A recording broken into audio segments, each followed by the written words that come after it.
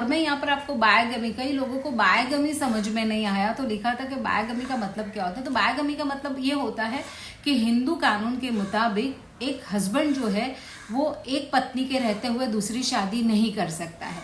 अगर उसकी पत्नी जो अलाइव है, जिंदा है और उसके साथ रह रही है या उसके साथ उसका कोई रिश्ता टूटा नहीं है ऑन पेपर, और फिर वो दूसरी शादी करता है तो उसको बायगमी बोलते हैं, यानी कि द्विपत्नीत्व, दूसरी पत्नी रखना बोलते हैं।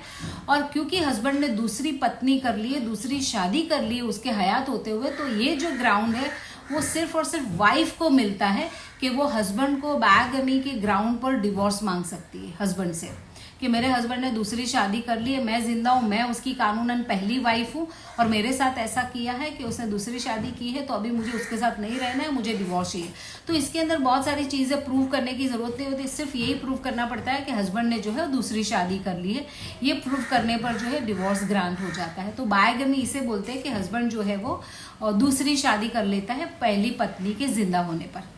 ठीक है, तो ये बायगमी हो। और जैसा आपने पूछा तो ये बुक है जो मैं रिफर करती हूँ, ये बैरेक्ट है। ठीक है, इसके अंदर क्रिश्चियन लॉ भी है, इसके अंदर पारसी लॉ भी है, मुस्लिम लॉ भी है, सेक्युलर लॉ भी है और हिंदू लॉ भी है। और मैं अभी हिंदू मैरिज एक्ट की सेक्शन 13 जो डिकोड कर रही हूँ उसके बारे में मैं इसी में से बात करती हूँ। तो thank you so much for watching my videos. आप अपना और अपनों का ख्याल रखें। तब तक के लिए नमस्ते।